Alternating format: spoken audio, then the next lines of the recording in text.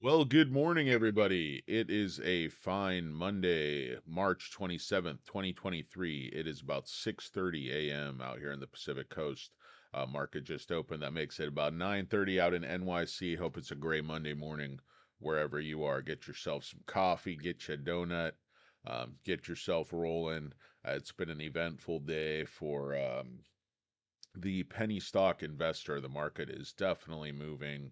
UBX, one of my favorite stocks, just got cut in half, so kind of feel like I just got kicked square in both nuts. But that is the life of a penny stock investor. Of course, here to talk to you about Jaguar Health Inc., JAGX.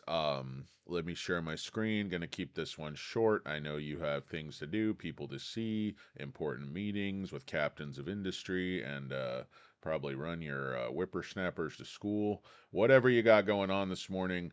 Um, Let's look at Jaguar Health. We're up 6%, 7 minutes into the trading day. We have pretty strong volume, 700,000 shares trading hands. I guess what's important, what did the company say? Have a couple of more applications going in for the rare diseases in, I don't know, my internet doesn't seem to be working. Um, let's try that. Um, Jaguar prescription revenues are up 179% to 12 million. This isn't really news. I mean, they've been plugging away doing like 3 million last quarter, Q2, Q3 on the MyStesi revenue for HIV indication. Um, and they did about the same in Q4. Now, revenue was up quite a bit from 2021 to 2022.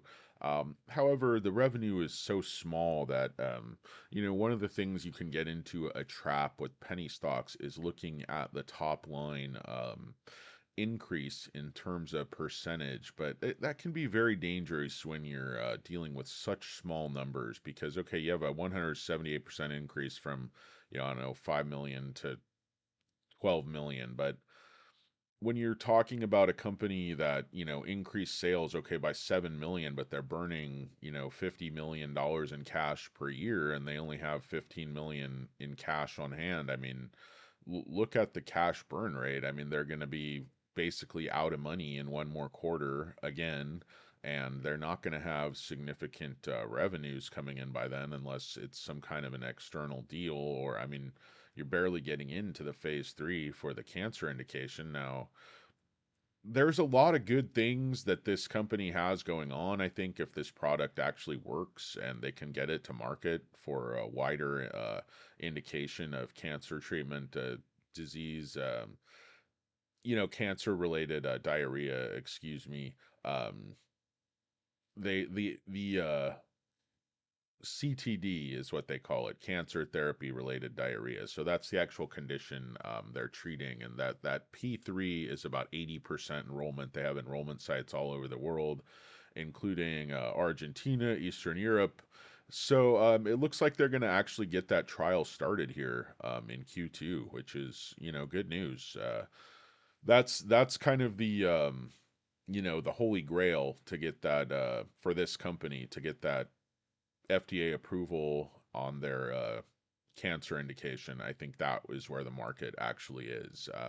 I think that would be at least 100 times greater, if not more, than the HIV indication. I think that's a game changer. You start that phase 3 trial, you start to get some good data coming back, and then I guarantee institutions and major investors are going to come into this stock. It's just too great an opportunity. You have a heck of a wide market here. It's a little bit of an obvious type of drug. You're like, okay, a lot of people just make fun of the company. The CEO is terrible.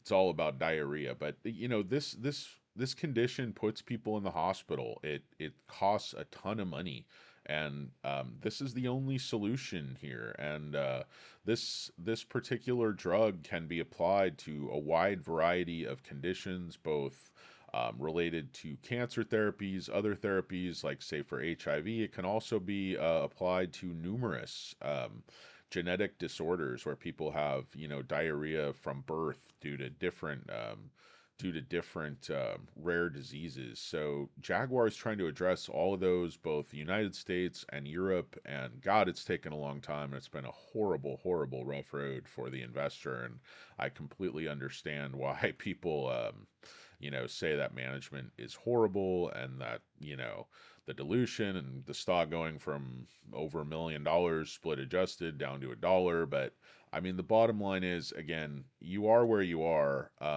You can't you can't go backward. You made the decisions you made, and the only way to invest is to sort of buy, sell, or hold right now.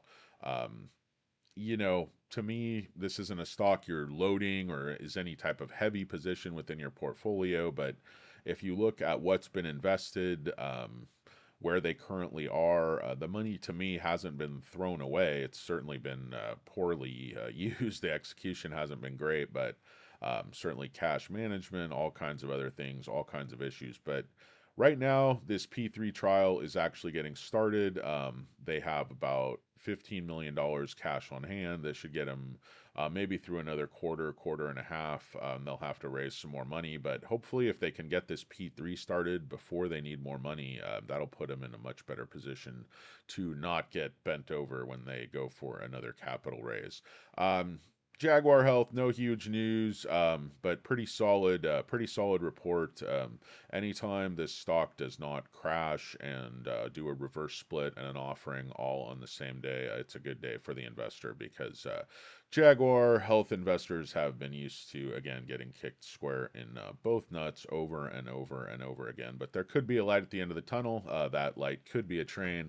I don't know. This isn't financial advice. It's merely a quick update on Jaguar Health, JAGX. My name is Danny Deals. I will be talking at you a little bit later this afternoon. Just want to bring you a quick update at Open. Thank you for watching Un Poco Mas, the show where we give you just a little bit more. Executive producer Hurricane Lopez, thanks you for watching. Have a great day.